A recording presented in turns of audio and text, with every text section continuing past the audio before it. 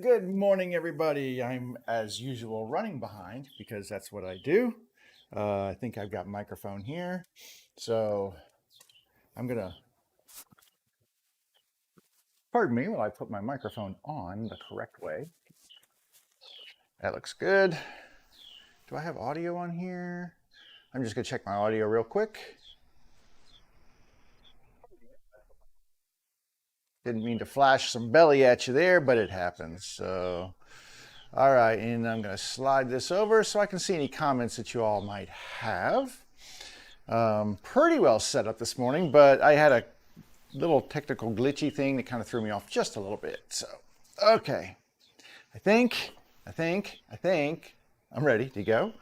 So, for whatever reason, my iPad is connected to my Wi-Fi, but it's not showing that it's connected to my Wi-Fi, so therefore it won't connect to my computer to change scenes, so I had to set my phone up to do it.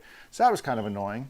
I'm not sure why it's doing that, but is what it is. Can't change that. And I might have to close the garage door because I've got it open. It's kind of nice out, but the birds are chirping very loudly, and yeah, so I might have to deal with some bird noise. So I might have to close the door just to get rid of the bird chirping. But it's kind of nice to work when birds are, singing, and it's not a horrible. It's kind of overcast, but it's not bad. A little humid. Yesterday was a busy day. I didn't really get a lot of shop time. I don't know why this does this. There it goes. I didn't get a lot of shop time because I was running around just doing a bunch of stuff. I did go to the Home Depot and picked up some more 1/4 inch birch ply that we will be using for the bottoms of the bases. So I did get that done, but I had to go to the bank, and I had to go to get my vehicle inspected, and I had to go pick something up at another store, and then I had to cut my entire front lawn, which was looking very shaggy after my week off. So yeah, it was a busy day, but just no in the shop busy kind of stuff going on. So what do we got going on today? Well, today my game plan is, we got all of these bases cut the other day. I won't say we got the bases cut. We already had the bases cut. The bases are cut and assembled. But what we needed to do was we needed to make a space for these bottoms to go into. So I got the trusty rabbet bit out, and we cut a rabbet into the edge all the way around the perimeter of every single one of these bases. There are 8 bases in process right now. And so if you've watched any of my stuff, you'll know that I like to do things in batches. I don't like to just make one of something. If I plan on making a lot of them, I'd rather make them at the same time. Sometimes I have to deviate a little bit from one to the other depending on what the final product is. Like I've got these which have a center divider like this that will go fit in here, and so there will be a center divider in here to make this a storage compartment. I have one of them that does not have a storage compartment, so it is not as wide. So it's about from here to here. So, and then I've got some that, well, here you go. This has no logo on the front, but some of them, let me find one. There's a good example right here. So some of them do have logos on the front, like this one. So this is, actually it's upside down. So this is the shorter one, and by shorter I mean it does not have a storage compartment, right? But it does have a logo on the front. So let's see if I can show you the logo really close up. There's the logo right there. So that's a nice close-up of the logo. You know what I just noticed? I'm going to step off frame for a second, is that my main, sometimes I forget to do this, my main light, I have a main light up front, boom, which pumps a lot of light into my face. But it certainly makes things look better sometimes. So that turned on now. That's a little better. Like I said, not running on all cylinders. Anyway, so there's the logo up front. You can see that that looks really nice. That's all carved on my CNC, but not everyone gets that. I try to mix it up a little bit so that sometimes I have logos, sometimes I don't. I've got different species of wood. I've got storage compartments. I've got no storage compartments. Sometimes I actually make an even smaller base that fits a different size machine. I don't have any of those right now. A lot of that is dependent on how much wood I have. If I don't quite have enough wood for the large machine bases, I'll sometimes downsize. There's a smaller machine size base that I make, and I can, if I have enough wood for that, then I'll go ahead and throw one of those in. So I mix things up quite a bit. I just heard somebody fire up a lawnmower. I'm going to go ahead and close my garage door because I don't need that kind of noise. So closing the garage door, we'll kind of keep that noise out of here. It'll be a little quieter in here now. There we go. Quiet. It's kind of nice. The only sound I hear is my computer over there whirring away, sending the signal to you on Facebook and Twitch and YouTube. Hey, so if you're not subscribed or if you're not following, but you do see the content here, and you'd like to know, I do this every Monday, Wednesday, and Friday at 11 a.m. If you are wanting to come back, you could go ahead and follow and or subscribe, depending on the platform you're on. And you can have it send notifications, and then you'll get a little ding every time my my channel goes live. I do this, I usually jump in a couple of minutes early. I have a starting soon screen that comes up, and I do that a few minutes early so that you can, if you want to watch from the beginning, you can jump in. I don't know why I'd want to watch from the beginning, because I just sit here and talk the whole time. But anyway, that's the general information. So all of the socials right down here at the bottom, you can see them running around there we go, the bottom of the screen right there. They're also in the description, not on Twitch. I don't think I have them in the description on Twitch. I'll have to go into Twitch and punch those up. But Facebook at my woodworking page, which is JR's Woodshop. So you can type in JR's Woodshop and you'll probably find it. And or YouTube, which is just Jeff Ravel, because that's my original channel, and you have to wait like 6 months to change the name, and you know what, everybody knows it by that, so that's fine. All right, so that's the game plan today is to actually tangent. I made all of the rabbet cuts in all of the bases, so all 8 of them received these rabbet cuts in here, and the only thing about the rabbet cut is that you can see that it is a round edge, because the rabbet bit is round, right? So you can't make a square corner. I could go in there and hack those corners into a square state by using a chisel, but I choose to just leave them round. I think it's kind of nice, because what's going to happen is these edges here are going to get rounded too. I'm going to hit these with a round over later on, and when I do that, it's kind of nice because then this round edge mirrors that round edge, and it's kind of aesthetically pleasing. Not that one. But that being said, what I need to do is measure these bases for their width, for this width right here, right? And then I'm gonna cut my my 1/4 inch ply. I have 1 sheet, plus I picked up 2 more sheets of 2 foot by 4 foot 1/4 inch ply. I mean, you can get full sheets, but it's just easier. They're already pre-cut into 2x4s, and they're easier to handle that way, and they fit in my vehicle that way really nicely. So I pick up 2 of those. It's the birch veneer ply, usually a little cleaner, a little nicer looking. And even though these are in the bottom and you're going to have a machine sitting on top, it's still nice to be a little bit of aesthetically pleasing. So that's what I go for. It's not too bad. I think it's like $15 a sheet. Depending on the bases I'm making, I can usually get at least 4, if not 6 base bottoms out of 1 sheet. So that $15 goes a long way, right? You divide the 15 by 6 and you come up with some other number, like, whatever it is. It's like $3 or $4 per base. And that works out pretty well. And so that's how I do that. The bases get glued in. They are not weight bearing, so there's no load. The machines that go into here do not sit on the base bottoms. the bottoms get, or not the bottoms, but the bases get little triangular pieces like this glued in, and those are glued to the sides of the base, so it looks kind of like that, but shorter. So maybe like that.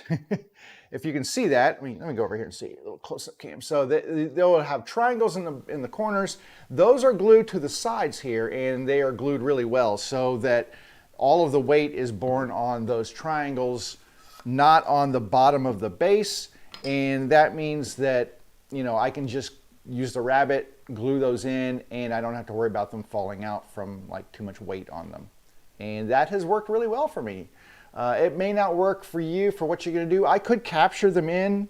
I've done it on some where you cut a dado slot along the inside and then you slide the base bottom in. But I just find this method to be a little bit faster, a little bit easier. And like I said, since I don't have any weight to go on there, it's not really an issue. So, all right, here's what I'm going to do. I've got, well, this is a shorty. I'm going to see how wide these two long ones are. I've got two of the longer bases right here. So I've got a long base right here, and I've got another one right here. So this is sapele, or sapele, whatever your choice is. And this is maple. This is curly maple, or figured maple, once again, whatever your preferred nomenclature is. And I'm going to measure the inside of the rabbet right here because I want to see what the space is. That's how wide my base bottom needs to be cut to.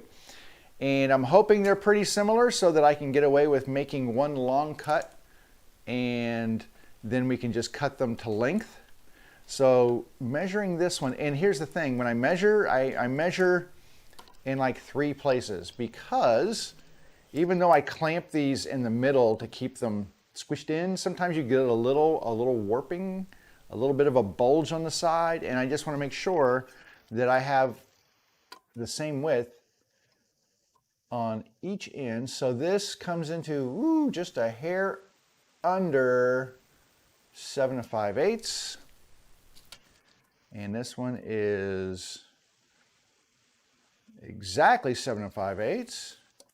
And this in the middle, just a tiny bit under 7 5/8. So I'm going to go under 7 5/8 just by a little bit, maybe a 1/16 under that, which would be like 9/16, right? Let's try this one and see. Okay, and that is 7 5/8, 7 5/8, 7 5/8. And it's actually just a hair, I mean, it's just a hair under. So I will probably do the 7 9/16. So here's the thing. I can cut one strip of 7 9/16 off of this plywood right now. And that should give me the proper width to fit into both of these bases. And that is going to kickstart things. So let's switch over to here for a second and see how we're going to set this up. So I think I have a camera set up for that. I do. Look at that. All right. So here is... These are the pieces of plywood that I picked up, and I just set them over here this morning. So I will work with this one for right now. I'm going to find a place to lean this one for the moment. Lean it against my bicycle back here. All right. What I need to do is set my fence to 7 9/16. And, oop, that's 8, that's 9, there we go. I'm going to cut it to 7 9/16. Or set it that far. And I'm going to come in and get my measuring tape and measure that. So I'm going to measure from the inside of the fence to the blade. I need to raise the blade up a little bit here. So let's raise that blade. That's more than enough. All right, and I'm going to measure from the inside of the fence to the inside of the blade because that is going to basically be how much wood is left over there. That's my total width there. Okay, I need to come in just a tiny bit. I'm just going to tap it and relock it down. It's always good to, like when you're measuring, this is a very nice fence. It's like a Beismeyer type fence. But it's always a good idea to position and then lock it and then check it after you lock it, because sometimes it shifts just a tiny bit after locking, and you want to make sure you're getting the exact cut that you want. That looks stupendous, and that should fit there. All right. Now, the other thing I need to do is make sure that this piece of wood is going to make it all the way through without knocking stuff over on my table here, because I have stuff on my table. So I need to move a couple of things on my table here. I was afraid this is the only problem with running my full set here. Like, yeah, I need to move. So I've got my camera switchers here, and my little thermometer thing is here. The problem is, as this, and my laptop is here. So as this moves through, I use this as kind of a, I don't know, feed table. And as this moves through here, I need to get at least that far. Needs to go at least that far to get through that last blade, and my camera switcher is right here. So I need to find a place to put my camera switcher. This is not normally a problem, but right now it seems to be. So I think what I'm going to do is, I've got something right here blocking. I'm going to stick it in the drawer for the moment. I'm going to switch back to my scene because I can't really get to it. I'm going to stick it in the drawer here just to get it off of the counter. Now we're clean. We can come all the way through. All right, we're good now. I mean, it's hard working, I have to double up on utility. So sometimes what works well for one thing doesn't work well for another project. So let's see, I'm going to cut this side. Now, the nice thing is these are factory cuts, so these are very square. You don't have to worry about it if you're getting the ones that are already cut. If you've cut them yourselves, you should probably check them for square. I'm going to put my vacuum hose into the back of the saw so we can, there we go. So we can catch all the sawdust. And I'm just going to check. I've got just a square right here. So I'm just going to check this for square just to be sure. But yep, it appears to be pretty square there. So that's nice. The only thing I need is power. So I have to get power and run power to my saw. So it's kind of a pain to have to always like move plugs and stuff. But on the plus side, if I'm changing tools and I'm going to do a setup, I know that I have no power going to the tool. So setup is a little safer that way. I've got my gripper right here, and I would just use that to push across. So I have my remote for my vacuum. And I think we are ready to roll here. So yeah, how about we do a cut, see what's happening. I got my ears here, so I'm gonna put my ears on. And let's make a cut for this first section here.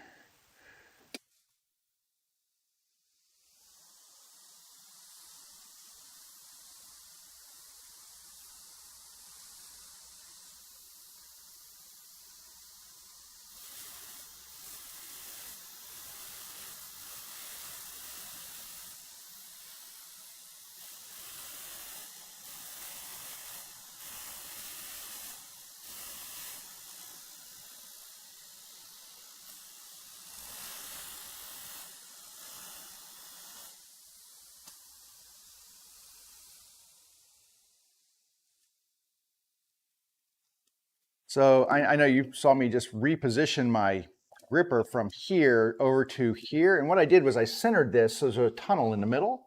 And I repositioned it so that tunnel would run over top of my blade. But the reason I did that was because I wanted to make sure that I had equal pushing pressure on both sides of the wood so that both sides were being pushed through. If you don't, what will happen is this one will get through and this edge will be clean, and there'll be a little notch left on this where it doesn't get cut perfectly or nice and square. So I want to keep this edge nice and square, so that's why I repositioned that at the very end. But more importantly, we now have this, which is 7 9/16. Now, what I usually end up doing is I will take one of these bases right here. And I just rough fit this just to make sure that it's fitting inside. So that sits nicely. It's not going to fit exactly in there. There's a little bit of play in there, and that's fine. That ledge in there is 1/4 of an inch. If I have, you know, a 1/16 of play, well, that 1/16, if I center this thing, is like a 32nd of play on each side. And that's fine because, you know, wood expands and moves anyway. So that is good. Let's see, what else do I want to do here? Do I want to cut these in half? So there's 2 ways that I can cut these in half, right? Or not in half, but to length. You'll notice I just cut one long one. I'm trying to find a place to put my laptop here. I think I'm going to set it on the ground. There we go. So there's two places. Back that up. There is one piece for 2 bases. That's what I wanted to say. But these bases are pretty long, so I need, like, I think it's 20 inches, give or take. Yeah, like 20 inches. And, you know, you get 48, because it's 2x4. So you get 48 inches out of here. So I really only get 2 here. Now, I hopefully can get, because this piece is wide, like I should be able to get 3 long lengths out of this base. That gives me 6 bases out of 1 board. So I think I'm in good shape with that. But what I do need to do is cut these down. I'm going to set this aside with this. And what I'm going to do is I'm going to take this and put it with these 2 bases because the length on them is not universal. It's not a standard. There is slight variances in that. And I want to make sure that I get the base with the boards that it goes with. So what I'm going to do is I'm going to bring another set of bases up here. So this is a new set of bases, and I'm going to check these for width so we can cut our next one. Hopefully these are just like the last one, and we can make the same cut. This is actually not as wide. This is actually, well, no, it is. It's just a little wider. I think I can make this, if they're 7 5/8, I might make this a little wider. Let me see here. Let's check this oak one here. So this is cherry, this is oak. It's quarter sawn white oak, if you have to know. That's exactly. So these are exactly 7. I mean, I try to be, when I make these things, I mean, I make them to a spec. It's not like I'm just like freehanding them. So they are cut to size and everything. This is actually just a hair wider than 7 5/8. So I'm going to take this up a little bit from where it is right now for this particular set of bases. So let me move these over here. Okay. And let me widen this out just a little bit. I think I can, like I said, I don't need it to be exactly 7 5/8, but that's pretty close. I'm gonna back it off just a hair. That's good. Okay. Let's make another cut here, and we can cut the bases for these 2. Or the bases. We can cut the bottoms for these 2 bases. I do that all the time. I mix those words up and say stupid things. It happens. Actually, you know what I'm going to do before I do that? I'm just going to come over here and I'm going to get a camera set up because I think what I'm going to do is cut the length pieces over here at my chop saw. So I'm going to just set a camera up for that real quick. Okay. So I've got the width set on here to exactly what we need. You just double check it because you know what, it never hurts. So just a hair under 7 5/8. And we've got everything else set up, so let's go ahead and make a cut.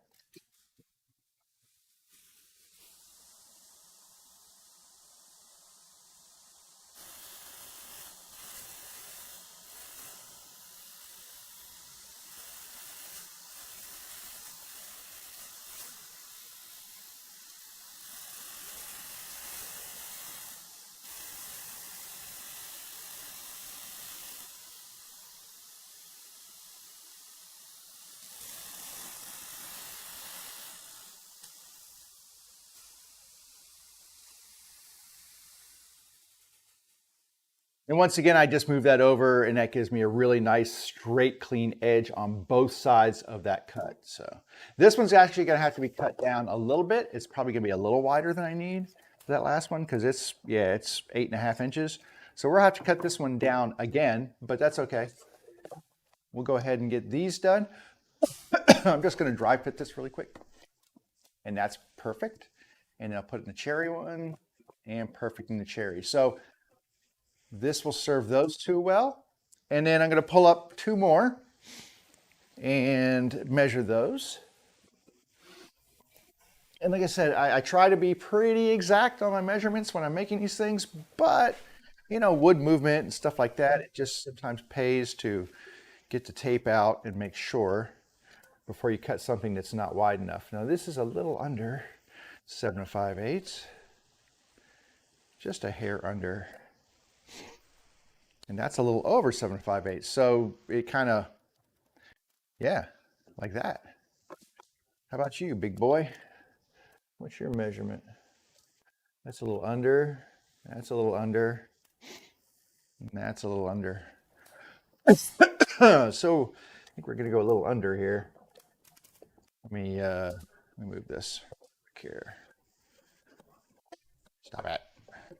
All right, let's check what I've got here. So this is almost on, so I'm gonna take this under just a little bit more. That might do it right there. If anything, I can shave one down just a tiny bit.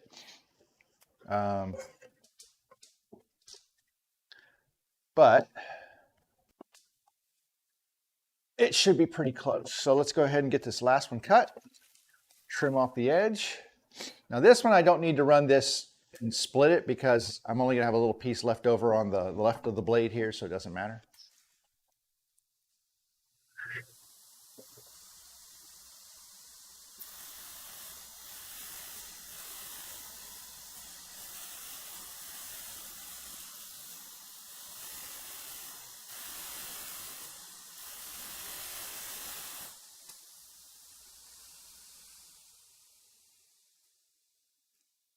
So just to show you what I was talking about, as I was, let me see if I can get it in the screen here for you.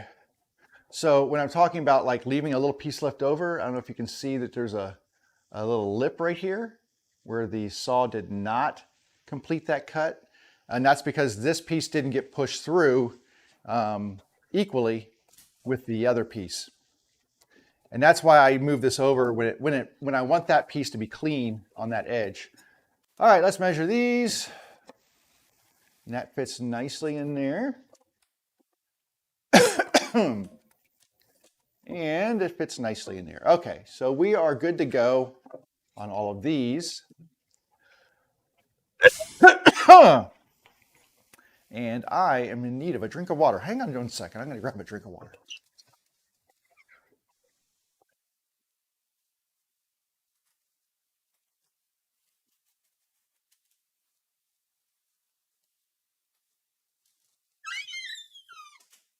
Okay, I'm back. Oh, much better. Much more better. And you know what else I need to do is, hang on a second.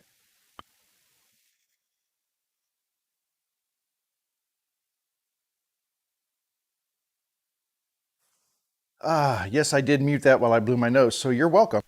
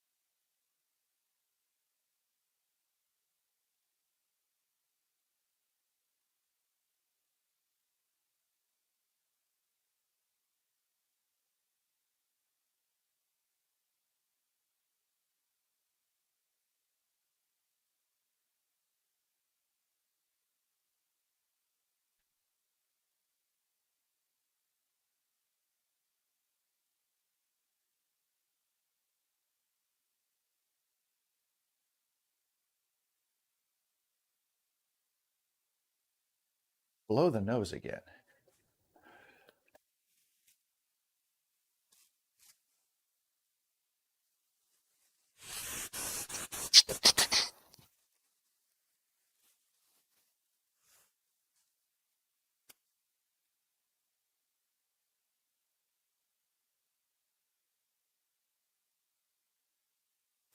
I think I just blew my nose right in your ears, and I apologize for that. I thought I had muted it, and I did not. Anyway, well, you know, I get the A for effort, right? All right, let's cut this one over here. See if we can get this lined up. Cut to the exact spec here. It's in line.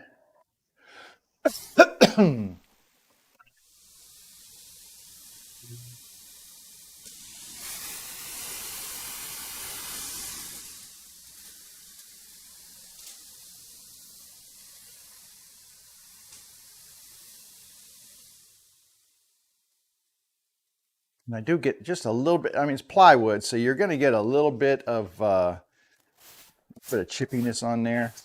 And this is not necessarily like a plywood blade, so let me just check that for length. Looks, oh, very nice. Very nice. All right. So I'm going to take the bottom that was this one and put that there. Let's measure the next one. And see what we got here. Now this one is just a hair under 20. We're going to call this a 16th under 20. So that should work.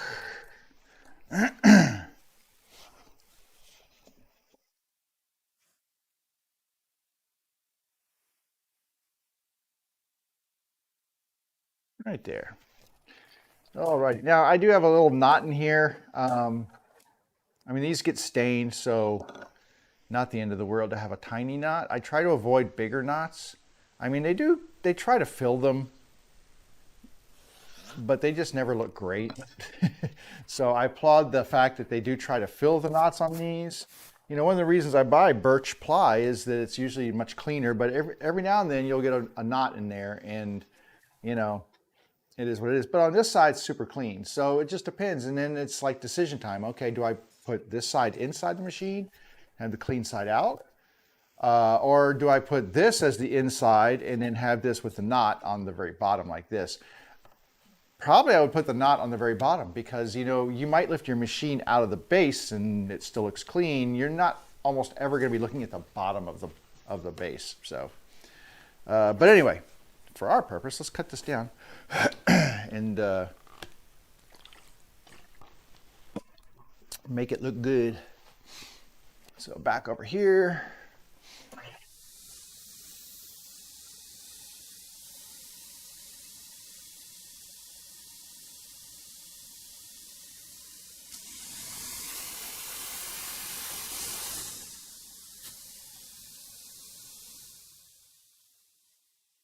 You can see I get very little waste left over. I mean, there's a little bit here. I've got a little waste. I need to figure out something to do with all these little pieces of plywood. But, you know, in the grand scheme of things, that's not too bad. You know, considering, like I said, I get six base bottoms out of a quarter sheet of plywood, 2 feet by 4 feet. Let me check the length on this one. And that side, all right, looking good. Put that bottom with that one. All right, go this way. And now we're on to the next one here. I mean, this is all just rinse and repeat. It's really simple stuff. We're not getting crazy about this. It's all really simple steps. And, you know, you can use these same processes for making a basic box, like a jewelry box or, you know, any sort of container type thing. Making drawers, although I wouldn't use these bottoms for drawers. That's 20 inches right there. That's just a hair under, so we're going to go a 16th under. But, you know, a lot of these construction methods are really just kind of universal to a lot of different box type products. So you certainly can mix it up, you know, but for the joinery, if you don't like using the method I did, which are these large rabbets cut in there, you can use box joints, or finger joints, you know. You can use dovetails. I've done dovetail bases and they look very beautiful. That's a lot more work, but it is a very, very aesthetically pleasing. And you know, a lot of guys who were building drawers, you know, that's the dovetail, or the half blind dovetail, was the mainstay of drawer builders for things like cabinets and chest of drawers and things like that. For ages, that is the joinery that they used. So you can certainly apply that to any of this.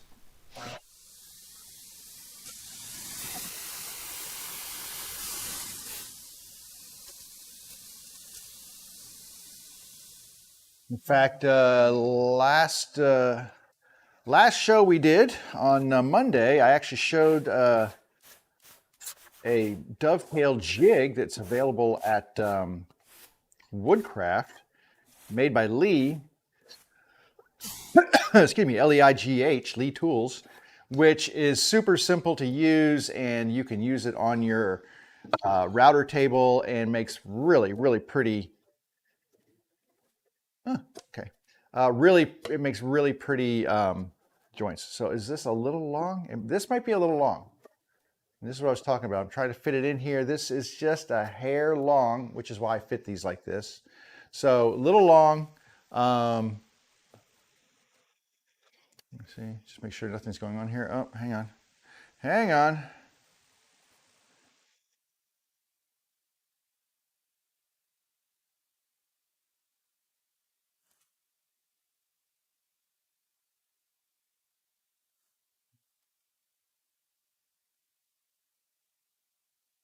I gotta respond to the wifey.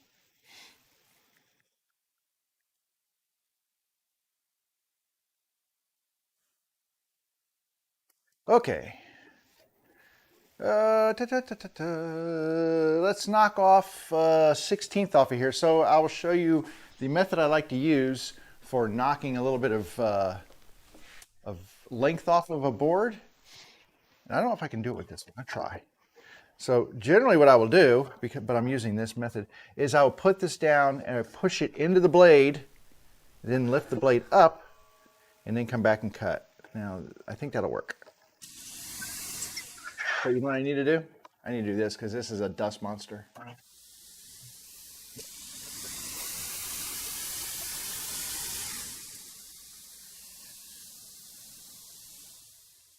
So by pushing into that blade, taking my stuff and pushing it into the blade, that blade flexes just a tiny bit. So if this is the blade, when I push into that blade, it flexes just a little bit, and then when you lift up, it unflexes and comes back down. And usually you can shave off about a 32nd to a 16th sometimes, depending on how hard you're pushing it in. So I might have to do this twice. We'll see. Let's see how this is here. Oh, that looks to be a much better fit now. So there we go. Yeah, so I use that where I flex the blade just a little bit. You just push that board into that blade. It flexes the blade. When you pull the blade up, it unflexes and then chops off just a little bit.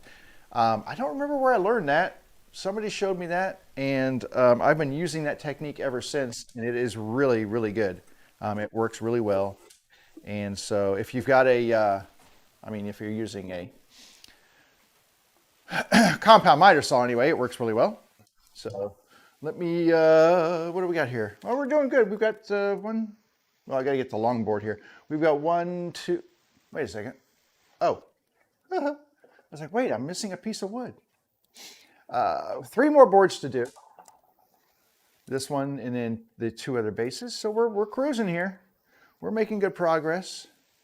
All right, quarter under, or quarter, 16th under. 16th under. Set this up here. And you can see I've got a big stack right over here. It's getting a little scary over there. All right. Measure this one out. Needs to be a 16th under 20. Right there. And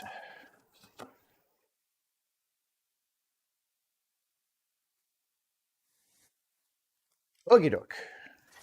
Get this one down, and then we'll be down to our last two, and that'll be nice. You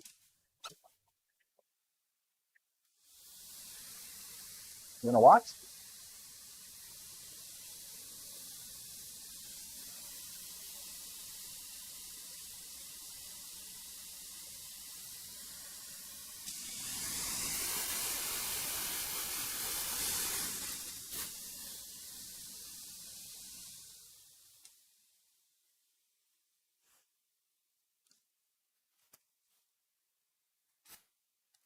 So when I'm actually putting the blade down to measure my cut, I put it, if you've got a pencil line on there, I don't put it to the outside edge of the pencil line.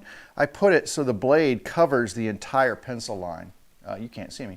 I put it so the blade covers the entire pencil line because that's the actual length of the cut. Because you remember, if you're putting a ruler or something down, so it might be a hair long.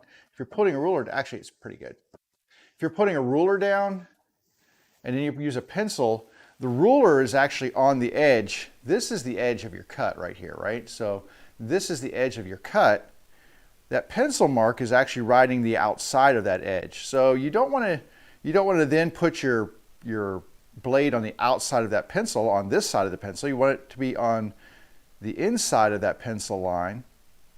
I mean, so you just cover that pencil line. At least that's the way I've kind of come up with it. And you get usually a really accurate cut that way. This goes in here. I'm trying to keep all of my middle pieces together with my bottoms here. I'm doing a pretty good job of keeping these separated.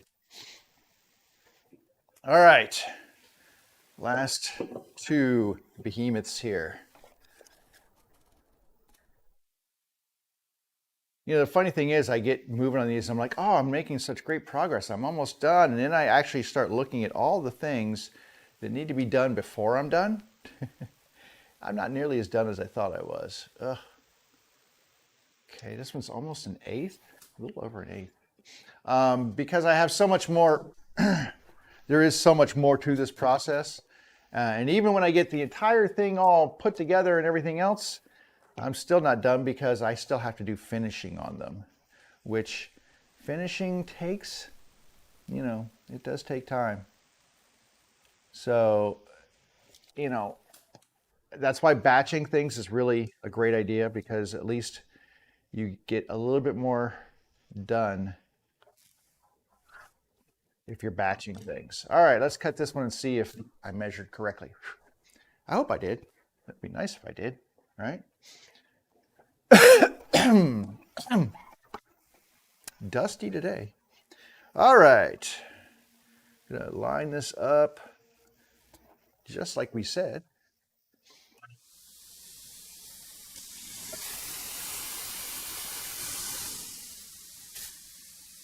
Oh.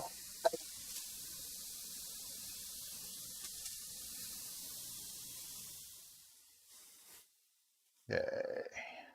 Let's do one measurement of the base itself. I'm just gonna clean this up, get the fuzz off of it.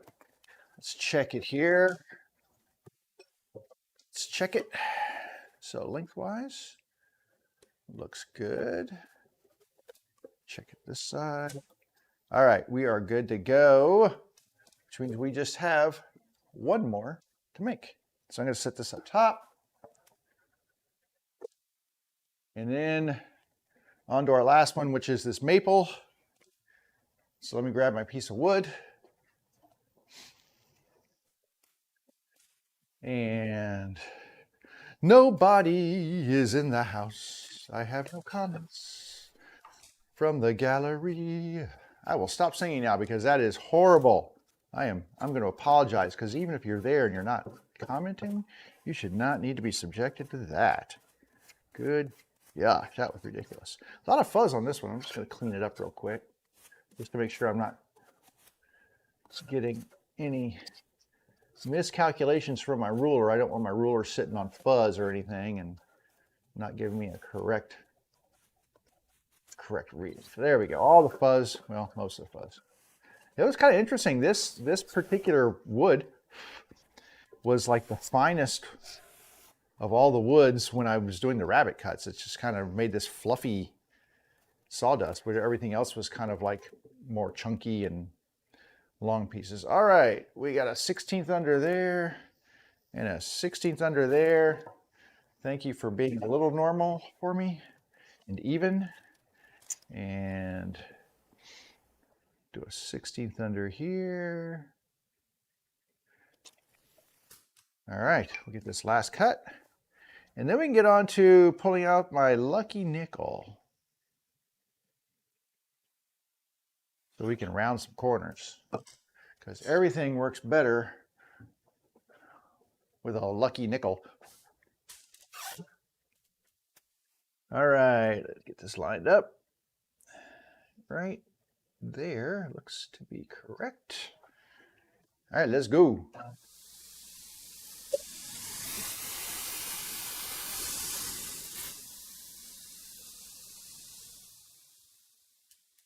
Another scrap piece here. Lots of little scrap pieces. And clean off the edge. Let's get all the little pieces off there. Let's see what this looks like. Okay, nicely fit. Nicely fit, I think. Yep, fits nicely. So we are in good shape.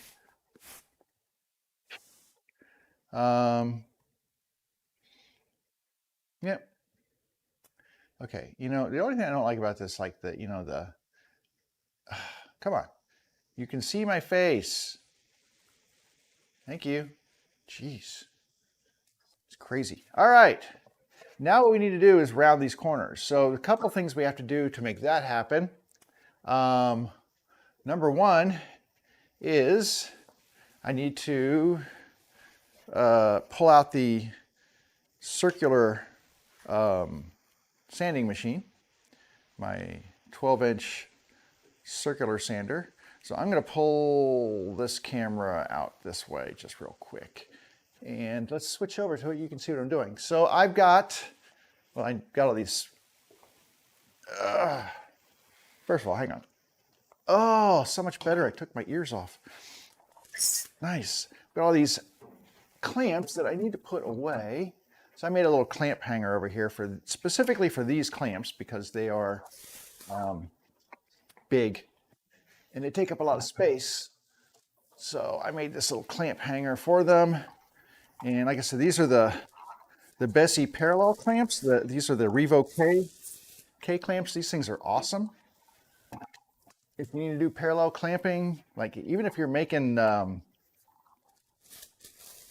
cutting boards and stuff, or panel glue ups, whatever, they are great. Now, thankfully, I only have 6 because that's the only one that's the last ones that fit on there. The reason I had to get those out of the way, though, is I have to pull this big thing out.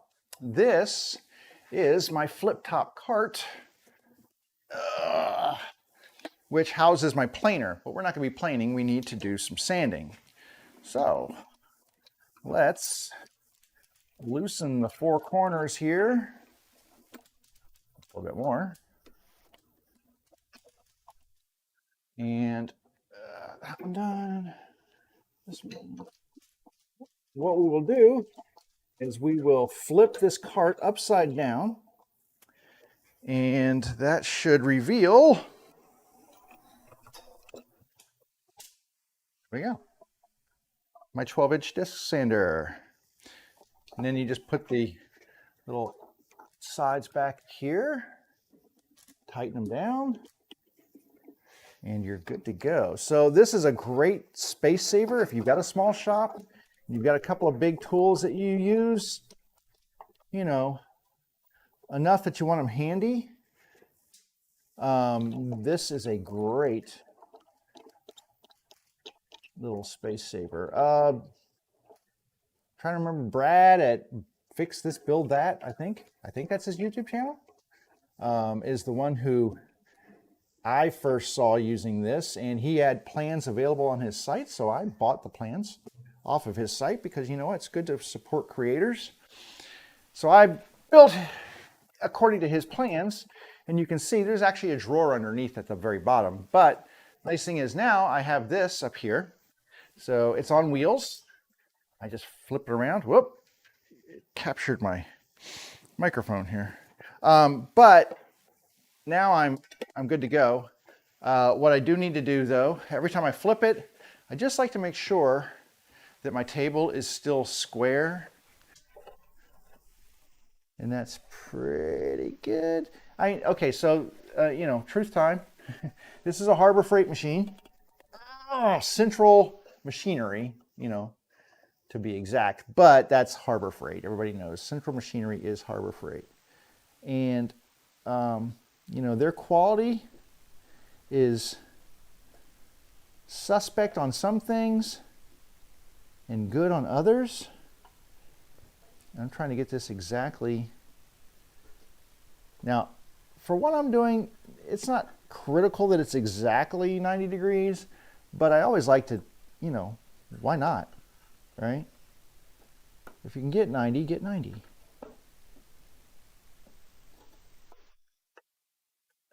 So and they use this aluminum table. It's not cast iron. You can buy better disc sanders, but I will tell you something. This thing just runs, and it runs smoothly and pretty quietly. So I am not a big snob when it comes to my disc sanders here.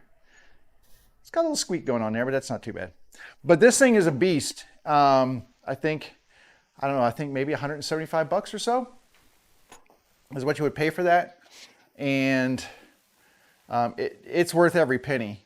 That thing is great if you need a sander. Now I have one of their combo sanders. It's like the 6-inch with a 4-inch belt sander. That's a piece of garbage. It's totally underpowered. Getting the belt off is ungodly. It's horrible. So I said, Harbor Freight's kind of one of those things where, you know, sometimes it's great and sometimes it's just a POS. So,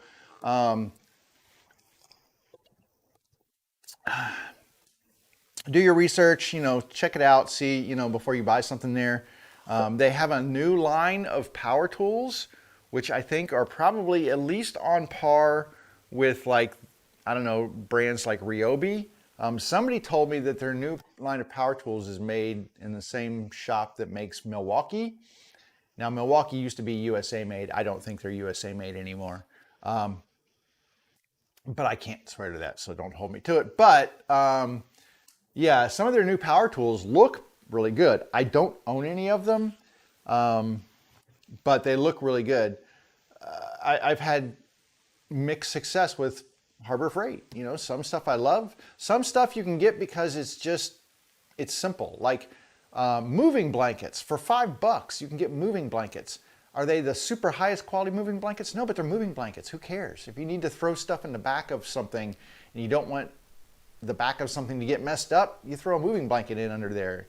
You know, like I'll use one for moving wood around in my car or whatever, and it just keeps things from getting messed up. So incredible value there. Some of their clamps are okay. I mean, I've got some like F-style clamps. They sometimes have a tendency to slip. You know, but then I've used like their pipe clamp ends, so you can get the ends to the pipe clamps. Those things are great. I will tell you a couple things. Number one, do not buy their little tiny table saw. I know this because I had one. I moved from that table saw to this table saw. Save your money. Sell lemonade on the corner. Do something to earn enough money to buy a decent table saw. Do not buy one of those ones from Harbor Freight because it is horrible. It's terrible. It's actually unsafe. I will go as far as to say it's not a safe saw to use. So I would say definitely stay away from that. You're like, what are you doing over there? I am using my nickel right here. So here is the lucky nickel. I'm putting it in a corner so that so one side of the nickel touches this side and one side of the nickel touches this side. When I get that, that means that I've got a radius now that I can just draw onto here. So I'm just drawing that radius onto the corners of the base bottoms, and that should give me pretty much the same radius of this. So if you look here, I'll see if I can get this so you can see. So I'm going to take this nickel and it fits perfectly. I don't know if you can see it or not, but it fits perfectly in that radius. And thereby tracing it onto here gives me a perfect radius on here. So that'll fit in here. So I can do these like, I don't know, all at once or one at a time. I'm going to do them one at a time just because I've got this big giant stack over here. But let me go ahead and switch to the sand cam and let me give you a better view. I didn't know exactly where it was going to be set up here. So let me turn it this way and I'm going to just readjust this camera just a little bit. Maybe zoom in just a hair and let you see what I'm doing here. So all I'm going to do is rotate the, stop it. There we go. I'm going to rotate the base around that radius. Let me show you. I'm going to rotate like this. And I'm just going to sand right up to that line that I drew. And that will give me the perfect radius for what I need to do, which is fit this into that bottom. So I'm going to just plug this in. And I'll tell you though, the flip top cart, great idea. Great functionality, and if you've got a lack of space, it's worth the investment in the. I mean, it took me a day to build it. I can't tell you how much all of the stuff cost, but I used like good 3/4 inch plywood on here. So maybe a whole sheet of plywood. So that's what, $55 for a sheet of 3/4 inch ply, and then the assorted hardware with little star knobs and all the bolts and nuts and everything else. I mean, there's maybe $70 in this thing. It's worth every penny. Every penny. All right, I'm going to just put my ears on here. It's not that loud, but once it gets going, it's pretty quiet. Yeah, I'm thinking, should I put I'm going to put it in. There's not a lot of dust associated with it, but on the other hand, it never hurts to have a little dust protection going on. So I'm going to move this in place. There is a dust compartment on the side here. I'm just going to plug this into it. It goes right here. I will tell you 2 things about using a disc sander. One, don't touch that disc while it's running because you will go down to the nub super fast. That's a brutal sanding surface right there.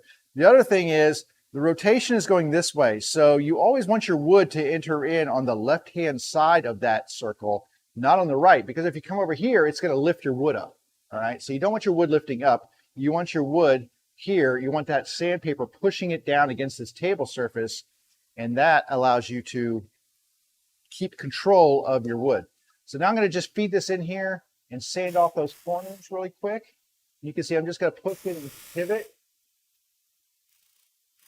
Or you watch the Friends reunion this weekend. Pivot, pivot. One of my favorite episodes. Pivot. So they're trying to move a couch up the stairs, and it's Ross's couch, and they're trying to get it up around, and he keeps yelling, pivot, and it's not going because it doesn't fit. So it's pretty hilarious, but they did show that on the reunion this weekend. You know what would be helpful? I'm thinking this would probably be helpful if I actually turn the vacuum on. So now you won't be able to hear me talk because the vacuum will be on and you won't hear me.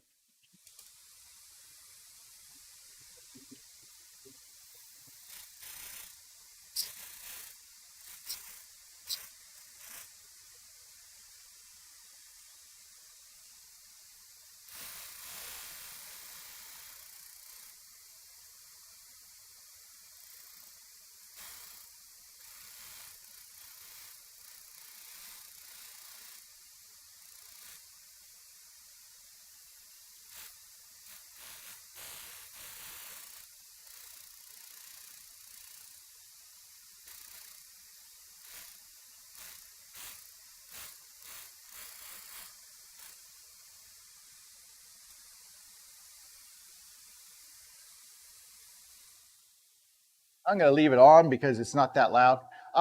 So the one thing I will tell you is you have to be really super careful, because if you push too hard, it's just going to eat the wood. So very careful while as I do that. And I just usually get a little sandpaper, clean up just around kind of the edges. I'm going to check this in the base because it needs to fit, right? And I might need to just make a little bit of an adjustment here or there, but it's usually pretty darn accurate. So let's see here. Take this base, stick this end in. Oh, joy, look at that. And that's what we get when we're done. That's what we're after. Yeah, isn't that nice? Look at that. That's sweet. And then on the inside, it's super nice and clean on the inside, right? Look at that. Nice and clean. Now, this is not glued in yet, but that's what we're after when we're doing these base bottoms, is we're after that. Just get a perfect fit. It sets in there. Dang, that's nice. I like it. All right. So moving on. So let's grab our next victim here. We got our lucky nickel. I'm just going to draw these really quickly, and then we'll go over and shave these down. But this is the process. I mean, it's not super hard. You could do this a couple of different ways. You do not need a 12-inch sanding disc to do this. You could use a small inch. If you had a 6-inch sanding disc, it would work. If you just had a hand sander, you could do it. You could cut these on your bandsaw. I originally was doing them on my bandsaw, but I found that this way was actually just much faster and more efficient. And but there's a lot of different ways to round off these corners. You know, just if you're going to do it, just pick whatever way works best for you. This, for me, is my most efficient method, so it's what I use.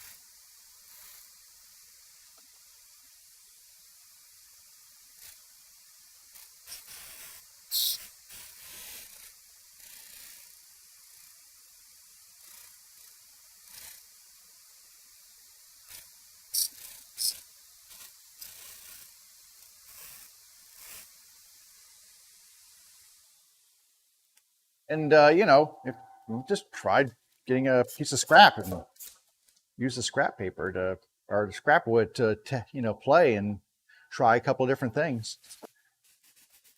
before you do it on the final piece too. That's useful. So like I said, I just clean these off a little bit. Sometimes you get a little fly around here, some fuzz and other things, but usually pretty effective. So let's see how this one works out. There we go. That's what we're after. I know you can't see me. You're like, what are you talking about? There we go. So that's what we're after right there. I mean, it's just super clean, looks nice. The insides, look at that. That's just a nice looking base. That's a nice base right there. Looks fantastic. So we will just keep on going here. Grab the next one.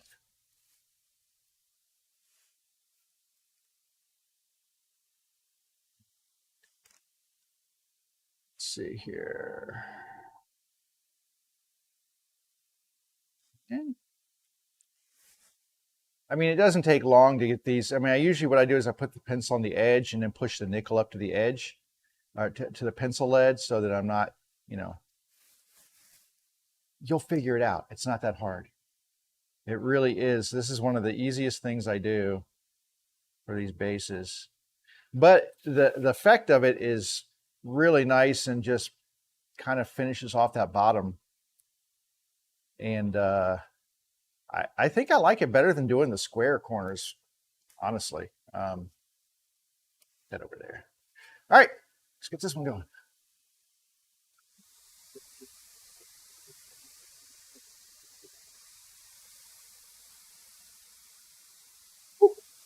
go.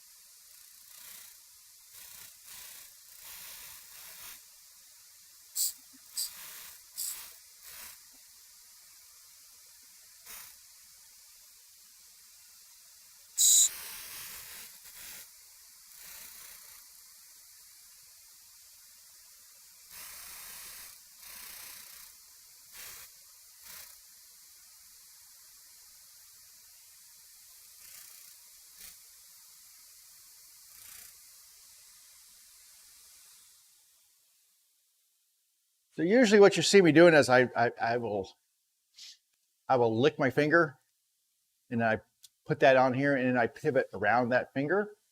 And then that helps me push the wood forward. Sometimes it's just a little resistance on there, so I'll have to change my hands around a little bit. Let's see if this one's in there good. Oh, I love it, man. It's all coming together. It's all coming together. I love it. So this is, I mean, this is kind of just nice little, you know, it's like, it's not simple enough that you don't have to, you can just do it without paying attention. But on the other hand, you know, it doesn't require like, you know, the world's greatest focus. So it's just nice, easy stuff that we're doing here. And that's kind of what I like doing stuff like that in the shop sometimes. It's like, yeah, I like a challenge, but sometimes, you know, you just want to kind of chill and this is nice and chill for me. So, and, you know, I'm trying to make it look nice. So I'm still trying to be, you know, a craftsman, so to speak, but it's all good. All right. Oh, now, you know what I do have on here is this stupid label, which I'm going to have to get rid of that. All right, well, you know what? I'll get rid of it later. I hate that they put these labels on here. I usually end up having to get some mineral spirits to clean them off because of the sticky residue.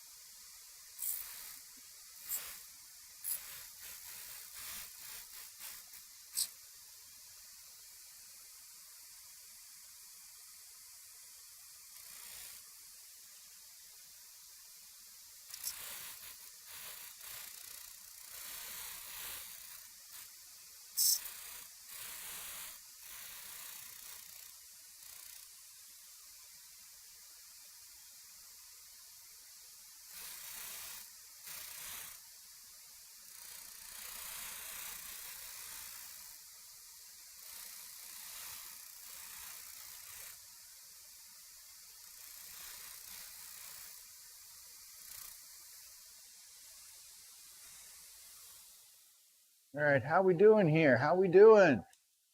Woo, we doing good. All right, we're halfway there. So looking good, halfway there. I didn't change my camera, did I? You couldn't even see me. I was off frame. How unprofessional of me. I'm sorry. You know, it's hard. I'm trying to be, you know, my cameraman sucks. He doesn't pay attention. It's hard to get good help, you know what I mean? Hard to get good help sometimes. You just do what you can. Do what you can. He's probably underpaid though, you know, truthfully.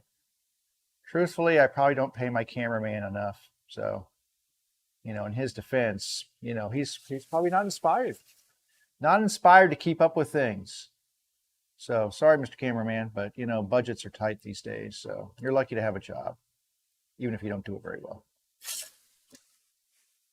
And you all do know I'm kidding, right? Because I don't have a cameraman. I am my cameraman. I do have this really nice switcher though. So I've got 4 cameras in my shop. The one you're watching now and the one over there. I've got one right there. And then this one right here. So I have 4 cameras. See this thing right here? This is a camera switcher. It is super cool. It's made by Blackmagic Design. It's called an ATEM Mini. And yeah, it's pretty darn cool. I love that. So that allows me to switch between all the different camera views and let you get a little insight into things without me having to always readjust the camera.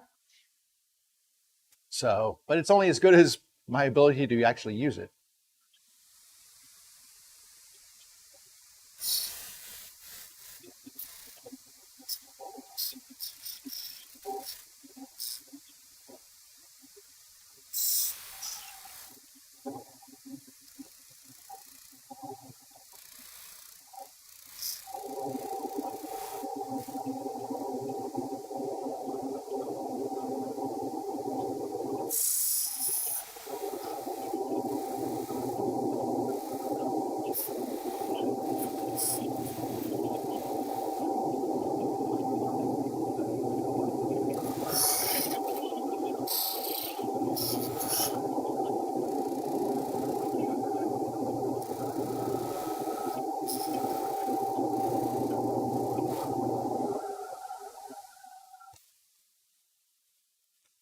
Righty, clean that up. A little fuzz on that one. A little fuzzy. Not bad. Not bad at all. Let's see how we fit. Perfect. Perfect, perfect, perfect. We are kicking butt today. What time is it? 12:30. I have an eye appointment this afternoon, so I have to kind of keep an eye on the time here because I will need to go to my eye appointment. It's like 2:20, I think.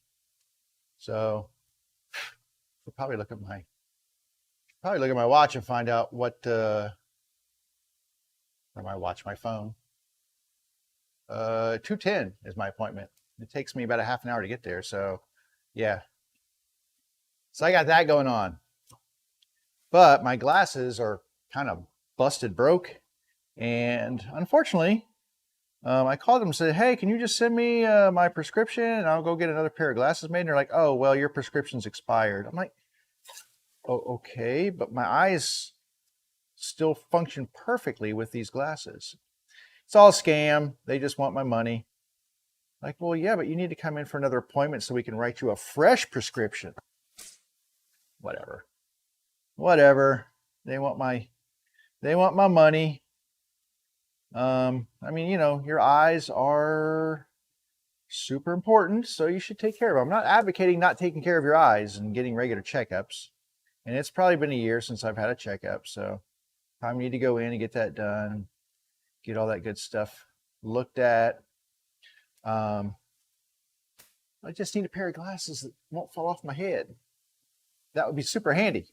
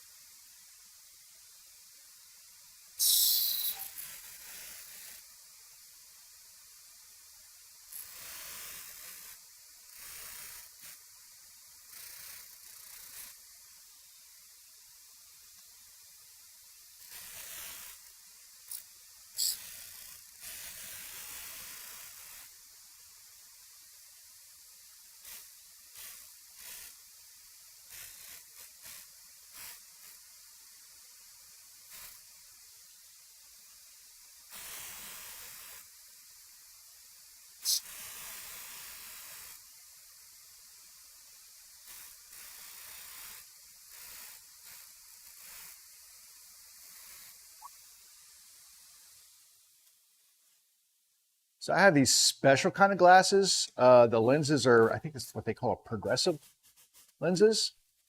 And so honestly, my normal vision is fine. What I have trouble with is close-up stuff. I would normally have to wear reading glasses. And that's just something that happens when you get to be an old fuddy-duddy like me.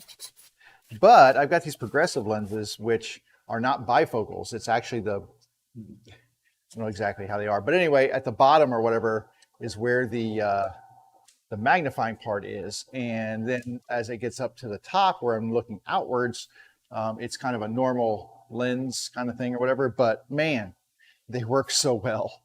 And it takes a while to get used to them. When I first got these things, holy crud, what an adjustment period, because you're always wearing the magnifiers and your brain has to get used to these things. And I had them once before and I couldn't wear them. I was like, well, these are awful. They just, terrible. And then the last time I went in, the eye doctor said, look, he's like, here's the deal. You have to wear these for 30 days without taking them off, like, except for sleeping stuff. He's like, you got to keep wearing them. He says, it will be annoying. It will be, hard at first. He said, but what you're doing is you're training your brain. Your brain needs to get trained for what it's seeing, and then it'll make adjustments. So your eye doesn't know where to look right now to focus on something. Like if I'm reading a book, my eye doesn't know that it needs to focus in this spot to read the book. Now I don't think about it. It's automatic. So they're right. You have to do it and you have to train your eye, but man, they're awesome when they work.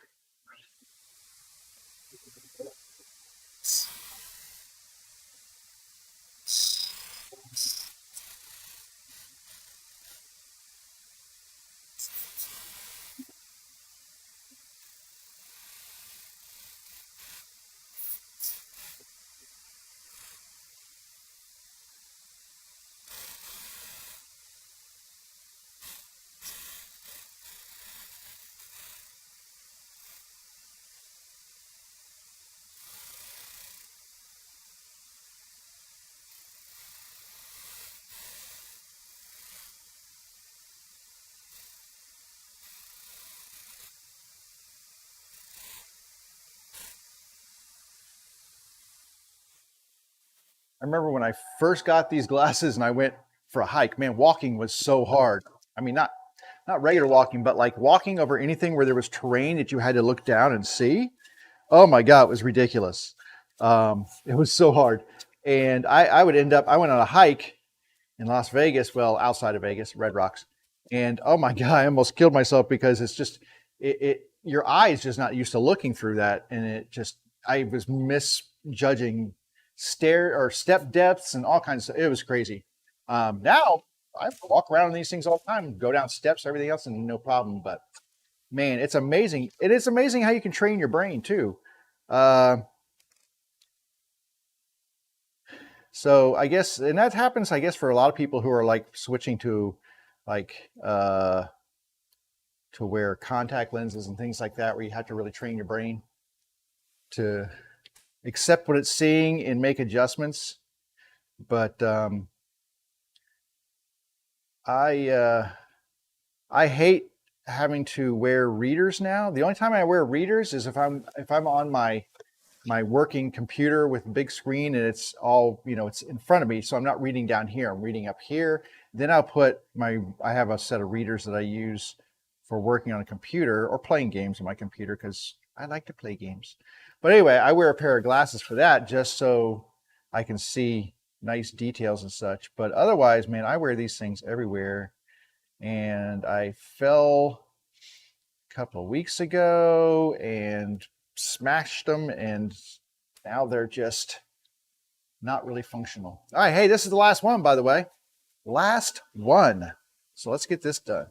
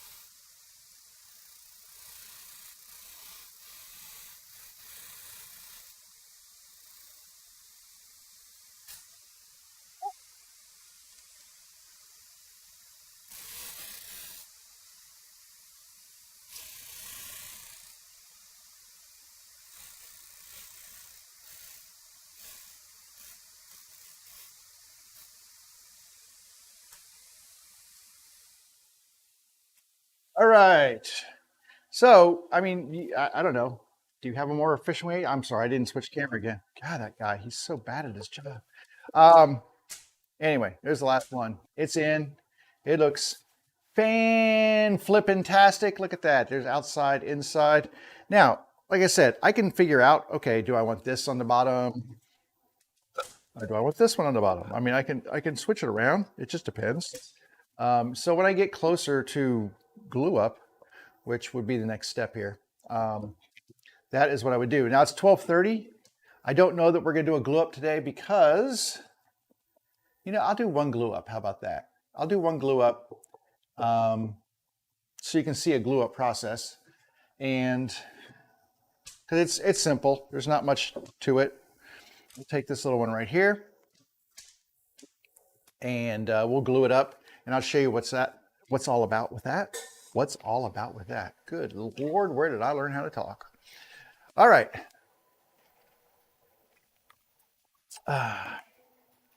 So what I need to do, that was loud, is get myself some clamping cauls. A clamping caul is just a piece of wood that I put along the edges, or pieces of wood that I put along the edges, and that helps to spread the, distribute the pressure from the clamp across the entire surface, and that gives you a better glue joint. So if I just glued it right now and just put a clamp in one spot, well, this area right here or over here may not be getting enough pressure to give it a good glue joint. So a clamping caul just helps distribute that force, especially when you've got a long section like this right here. If I put a clamp right here in the middle, you can see there's, I don't know if you can hear that, it's not touching. But if I have a piece of wood that's all the way across, I don't have those loose spots now. So I need to find some pieces of wood that I can use for that. Now this is a short base, so the clamping cauls need to be a little shorter. So I could use something like, this is a piece of wood right here. I could put that right there. That would work. Right? So all it needs to do is distribute the weight of the clamp. I only use one clamp on the side. It distributes that weight across this entire surface. So I'm getting clamping pressure across of a surface instead of at one singular point. That's what makes the clamping caul so awesome.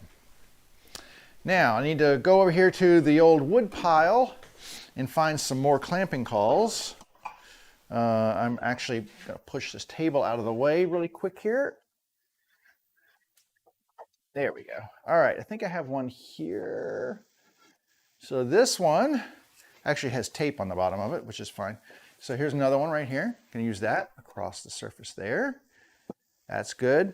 And then I would like to find some short ones, some small pieces to just go on the edges there so that I get some more pressure.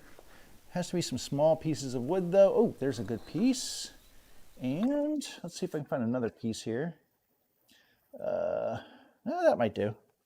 That might do. It's not as hard to find pieces when you've got like the, so there's a piece right here, and then this little piece right here.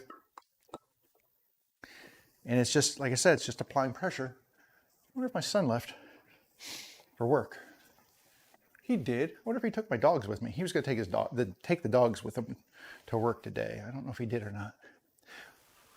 Not that that matters to you, but it does kind of matter to me because that means I don't have to leave him here alone when I go to the eye doctor. All right. I've got my probably super crusty glue bottle here. This thing has seen better days. I really need to replace this with a new glue bottle. Okay, I got to find my pliers that I had here. Yeah, I need a new glue bottle. That is for sure. For certain. Let me see if I can pry this off of here. It is not wanting to pry off of here. I had a pair of pliers that I was using for this. I should probably find the pliers. It'll probably work better that way. So hang on while I dig in my tools here. See if I can find a pair of pliers. These will do. These will do. Maybe, I say it. Come on. There it goes. Woo!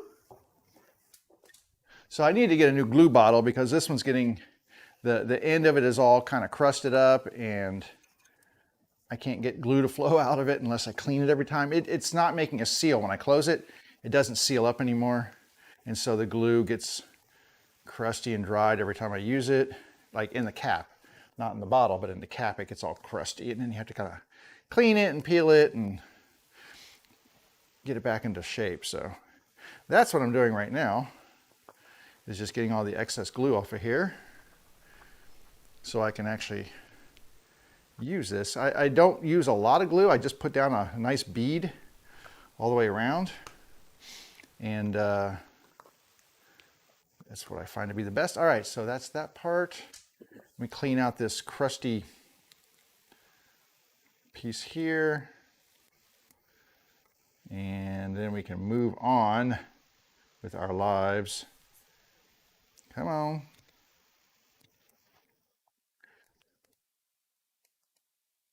So yeah, it's one of those things. I've got a glue bot, but it broke. I need to buy a new one. I like the glue bots. You don't know what a glue bot is. This is a glue bot right here. But that one got a crack in it, so it's not as effective as it used to be. But they're pretty good, and they're not too expensive. I think they're like 10 bucks for a glue bot. I've just got a big chunk of glue in here I need to get rid of so that I can use this thing. But I can't get the big chunk of glue out.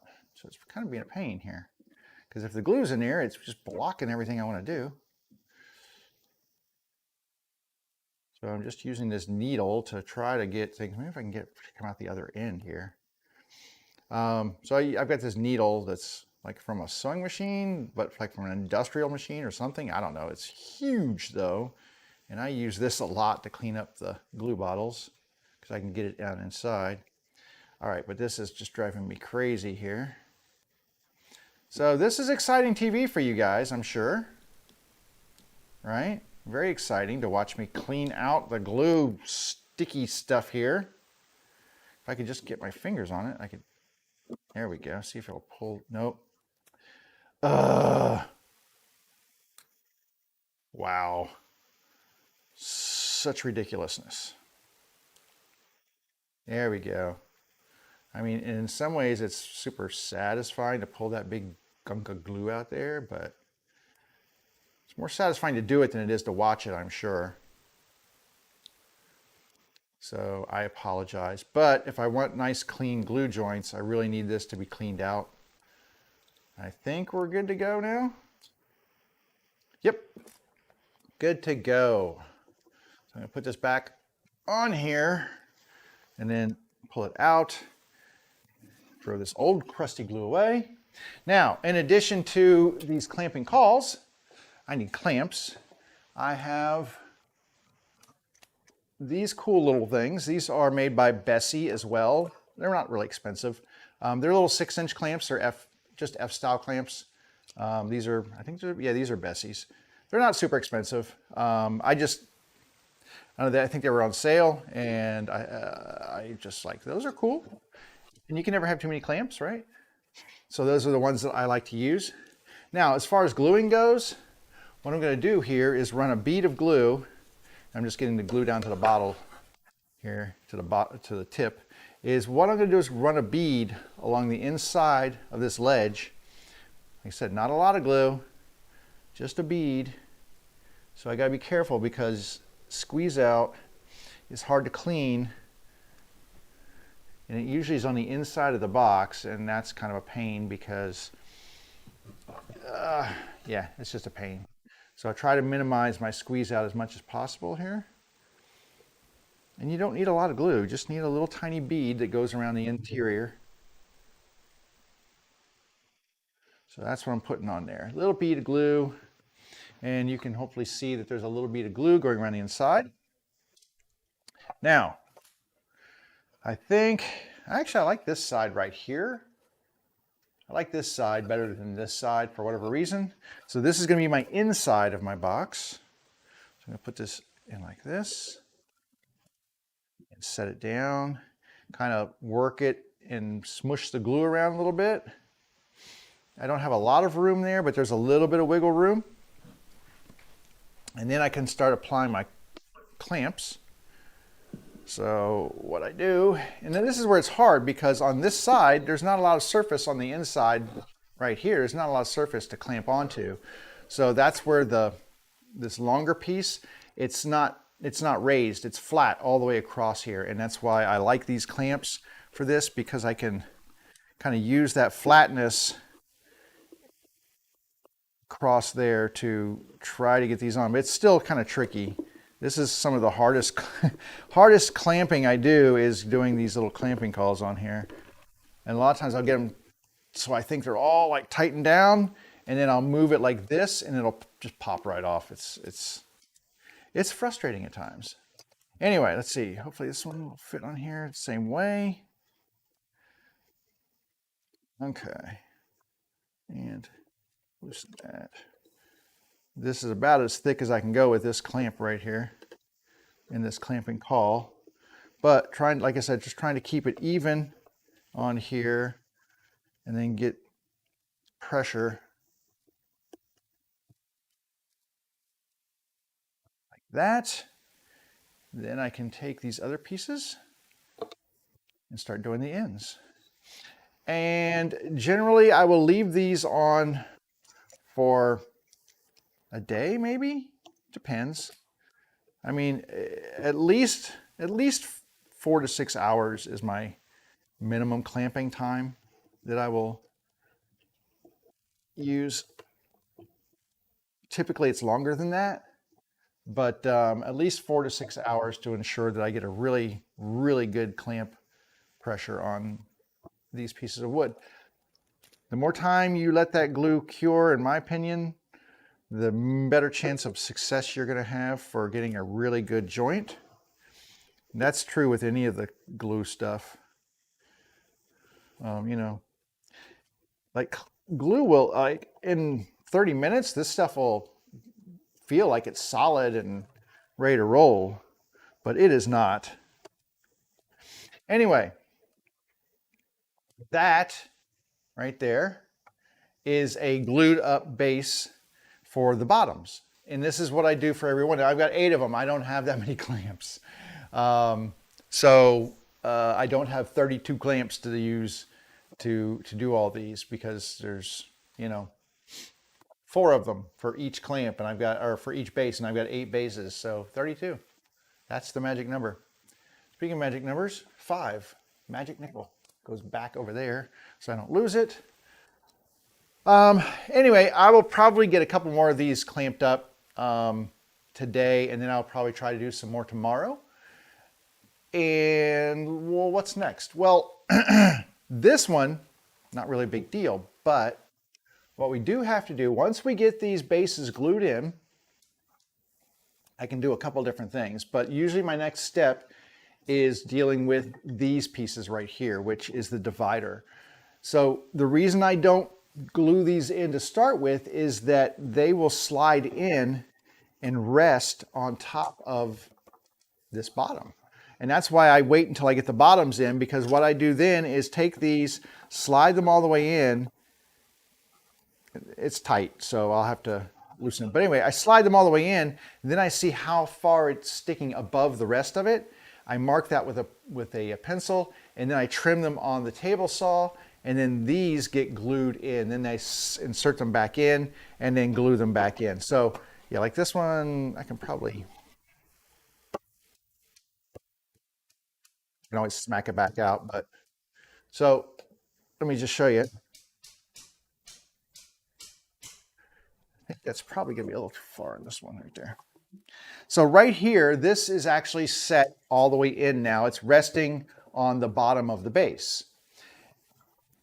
And you can probably see, maybe it's easier on this one, you can see, yeah, that it sticks up almost 1/4 inch above the side here. So what I will do is take a pencil, once this glue is in here, the base is glued in and set solid, I'll push this down and measure this, get a pencil and, you know, mark on here where this needs to go. I don't cut it exactly to be flush with this. I will take it just above the measurement it needs to be on the side, and then I will use my hand plane to lower this down to the same level as the rest of the base. And that's what I have to do. I've got 7 of these that I have to do that with. And so that's why I save that until after I've done the bottoms though, because you can see here that it's actually, let me just see here. This is actually not resting, you know, it's not flush with this piece. It's flush with this edge right here. So that's why I do that. And I have to do this, so I apologize. Maybe I'll do that off camera so it won't be so loud for you. Anyway, that would be the next step, is to get all of those done. And once those are done, I will square up the tops. I will round these edges over because these get a big 1-inch round over. So I'll do a round over on the edges. And then I need to make lids for these.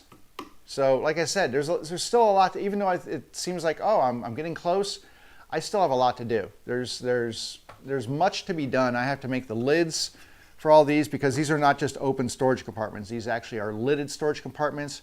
I will, once this is cut and flush, I actually make another rabbet cut just like we did for the bottoms. I do one of those for this compartment right here, and then my lid for the compartment sits flush with the whole thing. Looks super nice when it's done.